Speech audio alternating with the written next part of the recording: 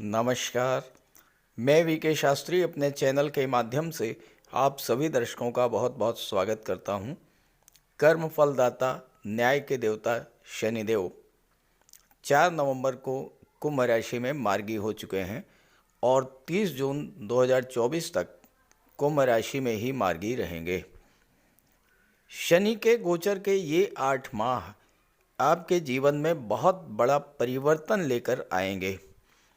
शनिदेव पिछले 17 जून से वक्री अवस्था में गोचर कर रहे थे और अब मार्गी हो रहे हैं। जब भी कोई बड़ा ग्रह किसी तरह का परिवर्तन करता है तो उसका बहुत बड़ा और दूरगामी प्रभाव पड़ता है हमारे जीवन पर। मार्गी होने का अर्थ ये हुआ कि अब शनिदेव अपनी सामान्य गति से गतिमान रहेंगे तो फल भी सामान्य तरीके से ही प्रदान करेंगे। तो शनि के मार्गी होने का मीन राशि के जातकों के जीवन पर क्या प्रभाव पड़ेगा, इसी का विश्लेषण करेंगे इस वीडियो में। ये विश्लेषण आपकी चंद्र राशि के आधार पर किया जा रहा है और वीडियो के अंत में मैं आपको शनिदेव के उपाय भी बताऊंगा। तो ये है मीन राशि के जातकों की कुंडली। शनिदेव का गोचर आपकी कुंडली के 12वें भाव में है और यहाँ पर शनिदेव 4 नवंबर से मार्गी अवस्था में गोचर कर रहे हैं और 30 जून 2024 तक मार्गी अवस्था में गोचर करेंगे। इसके बाद वक्री हो जाएंगे। वर्तमान में राहु का गोचर आपके कुंडली के लग्न के भाव में है और देवगुरु बृहस्पति का गोचर धन के भाव में है। 17 जनवरी 2023 को शनिदेव ने अपनी मूल त्रिकोण राशि कुंभ राशि में गोचर किया था और आपकी कुंडली के 12वें भाव में शनि का गोचर हुआ। कुंभ राशि शनिदेव की मूल त्रिकोण राशि होती है और कुंभ राशि शनिदेव की लाभ की राशि है और कुंभ राशि में शनिदेव के आने से ये आशा की जा रही थी कि शनिदेव आपको लाभ प्रदान करेंगे, लेकिन 10 माह बीत चुके हैं। कुछ जातकों की बात छोड़िए, बाकी के साथ तो यही हुआ होगा कि जो स्थिति 17 जनवरी 2023 से पहले थी वही स्थिति बाद में भी बनी रही। जिस आर्थिक संकट से आप पहले गुजर रहे थे वही स्थिति आज भी बनी हुई है, जबकि आशा ये थी कि आर्थिक स्थिति में सुधार आएगा। पारिवारिक विवाद, फालतू के खर्चे, स्वास्थ्य खराब होना, प्रॉपर्टी का विवाद, ये सब चीज़ें ख़त्म होंगी। नौकरी रोजगार के क्षेत्र में जो सफलता मिलनी चाहिए थी वो नहीं मिल पा रही थी, तो ये चीज़ें भी आप समाप्त होंगी। लेकिन ऐसा कुछ नहीं हुआ। तो आखिर ऐसा क्यों हुआ? देखिए, पहली बात तो ये है कि शनिदेव किसी भी राशि में 2.5 वर्ष तक गोचर करते हैं और कुंभ राशि में भी 2025 तक गोचर करेंगे। तो शनिदेव जब लंबे समय तक एक राशि में गोचर करते हैं तो फल प्रदान करने में भी समय लेते हैं। दूसरी बात यह है, शनिदेव फल दे पाते तब जब स्थिर होते। इन 10 महीनों में शनिदेव भी लगातार परिवर्तन करते रहे। जैसे ही कुंभ राशि में आए 17 जनवरी को, आते ही 30 जनवरी को अस्त हो गए। अब ये सोचा गया कि चलो जब उदित होंगे तो लाभ प्रदान करेंगे, धन की समस्या हल होगी। 6 मार्च को उदित भी हो गए। अब कोई लाभ देते इससे पहले शनिदेव का नक्षत्र परिवर्तन हो गया। जब शनिदेव कुंभ राशि में आए थे तो मंगल के नक्षत्र धनिष्ठा में गोचर कर रहे थे। 15 मार्च को राहु के नक्षत्र शतभिषा में चले गए और उसके बाद गुरु राहु का चांडाल दोष भी बन गया। शनि आपको कुछ दे पाते, इसके पहले ही 17 जून को वक्री हो गए।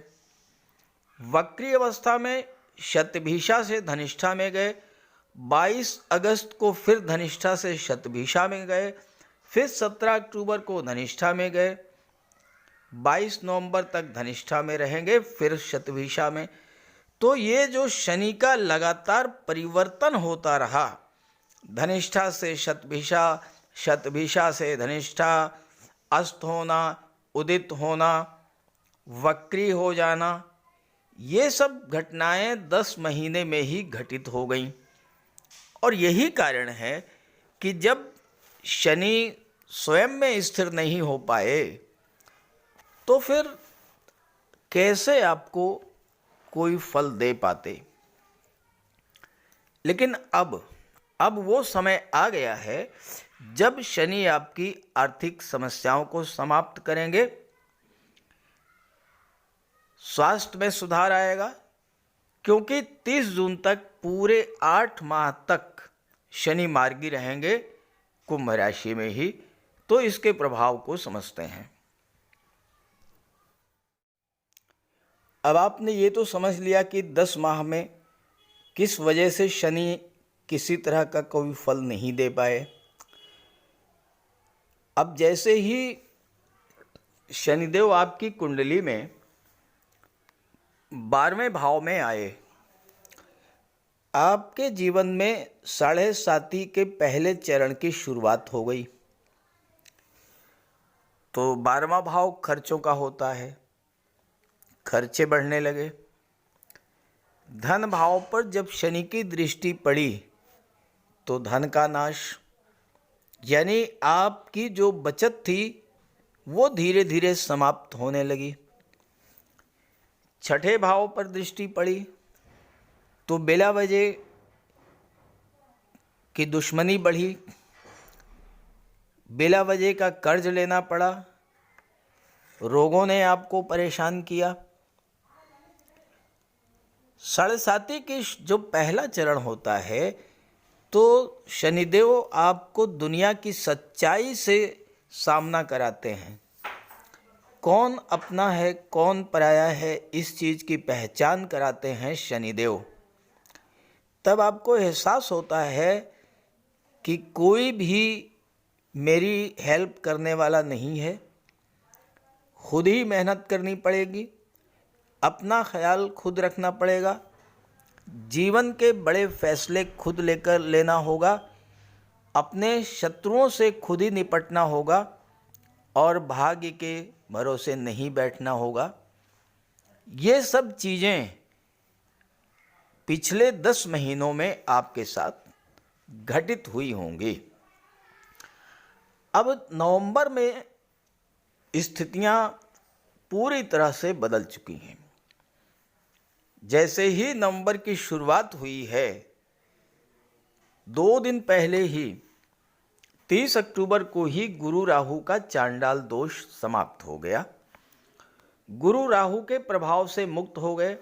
राहु आपकी कुंडली के लग्न भाव में आ गए, देवगुरु की राशि में, अत्यंत शुभ राशि में राहु का गोचर हुआ। शनि मार्गी हो गए। तो तीनों ही ग्रह जो 12वें भाव में हैं, जो लग्न में हैं, जो धन के भाव में हैं, तीनों ही ग्रह इस समय अपना पूरा पूरा फल प्रदान करने की स्थिति में हैं।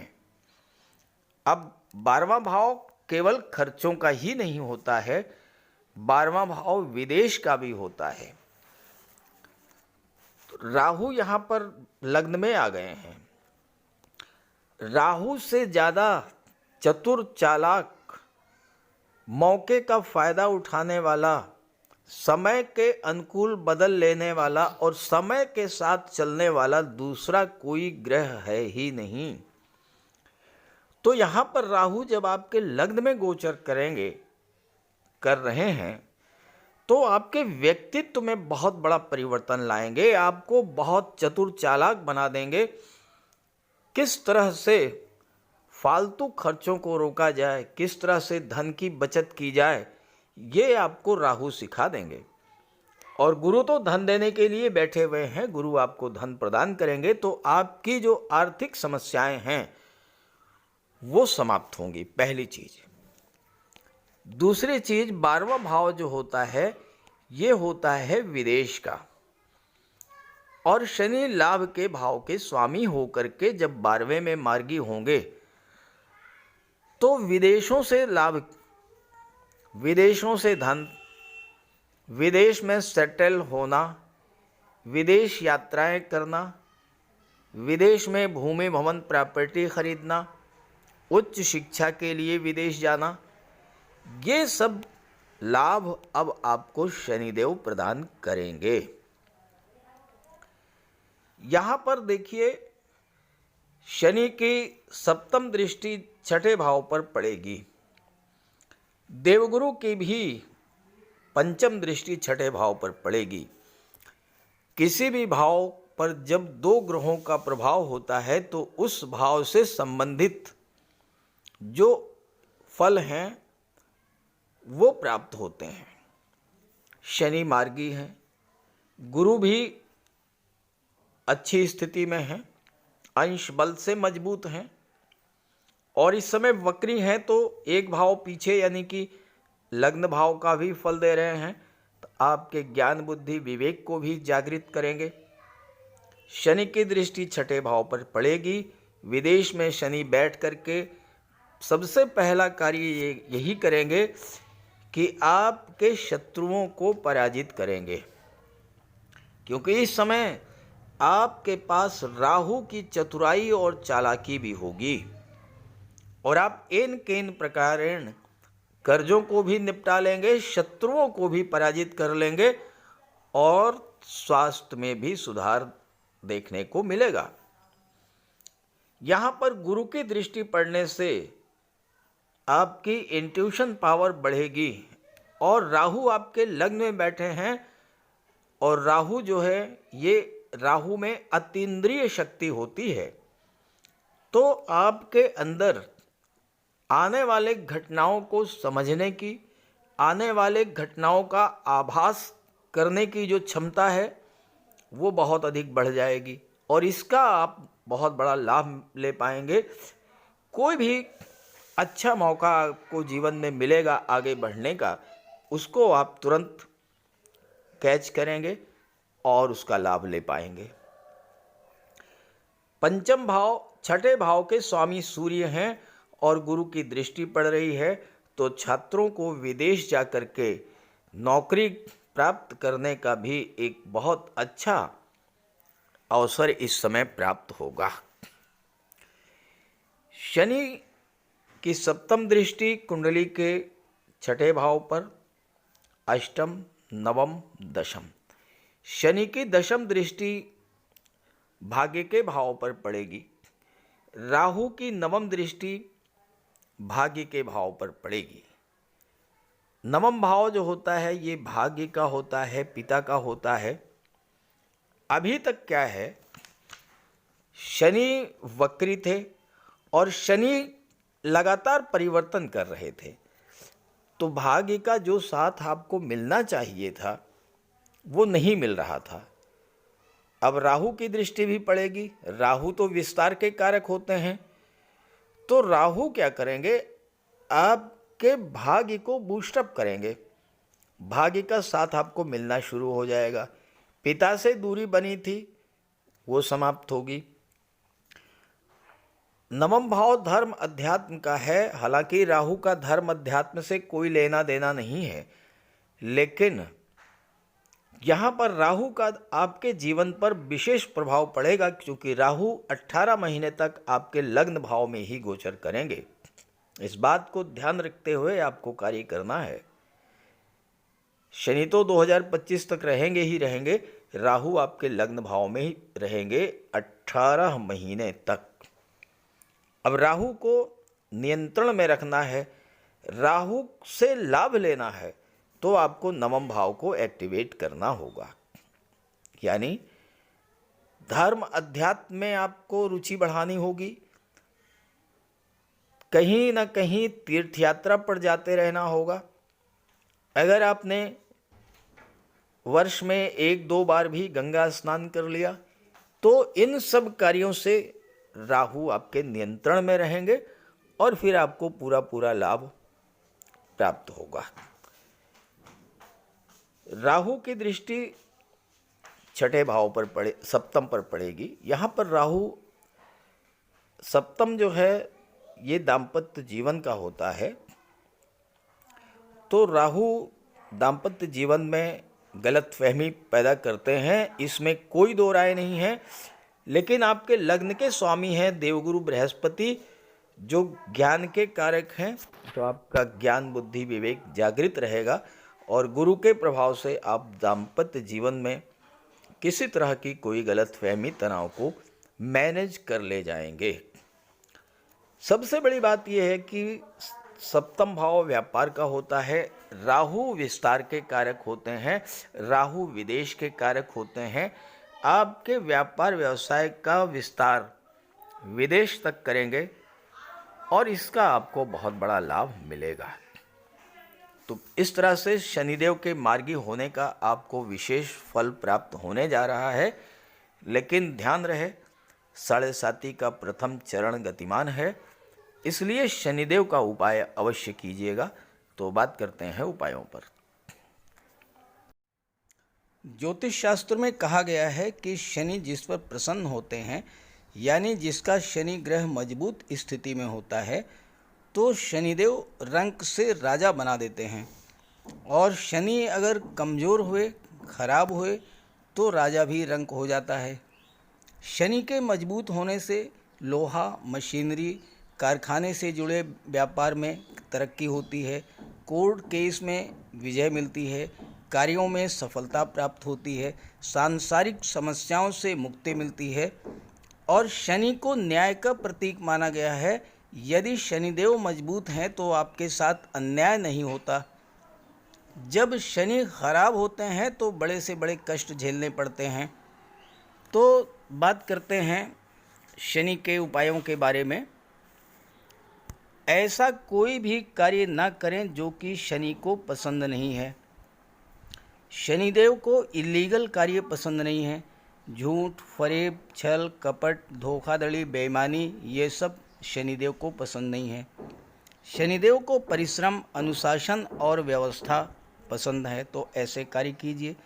गरीबों की मदद कीजिए, बुजुर्गों, दिव्यांगों को भोजन दीजिए, वस्त्र का दान कीजिए, किसी ओल्ड एज होम में जाकर के, किसी अनाथालय में जाकर के दान पुण्य का कार्य कीजिए, तो इससे शनि को बल मिलेगा। अगर आपका शनि कमज़ोर है तो आपको कम से कम 19 शनिवार व्रत रखना चाहिए। और इसके साथ साथ शनिवार के दिन एक कटोरी में सरसों का तेल लेकर उसमें अपना चेहरा देखिए और उस तेल को किसी को दान कर दीजिए। इसके अलावा शनिवार के दिन एक पात्र में जल, दूध, चीनी, काला तिल और गंगा जल ये रख लीजिए। इसके बाद पश्चिम दिशा की ओर मुँह करके पीपल के वृक्ष को अर्पित कर दें, इससे भी शनि को बल मिलता है। शनिवार के दिन उड़द से बनी पंजीरी, पकौड़ी, चीला, बड़ा ये सब खाना चाहिए। सरसों के तेल में बने भोज्य पदार्थ ग्रहण करना चाहिए, इससे शनि ग्रह को ताकत मिलती है। केले का भी आप सेवन कर सकते हैं। और शनिवार के दिन कंबल, जूता, चप्पल, लोहा, काले कपड़े और नारियल जटा वाला ये भी आप दान कर सकते हैं। सरसों का तेल का दान कर सकते हैं। और अगर शनि कमज़ोर है तो आपको नीलम धारण करना चाहिए, लेकिन इसके लिए किसी आप योग्य ज्योतिषी की मदद ले लें। तो ये सब उपाय आप करेंगे तो आपको बहुत बड़ा लाभ मिलेगा। नमस्कार।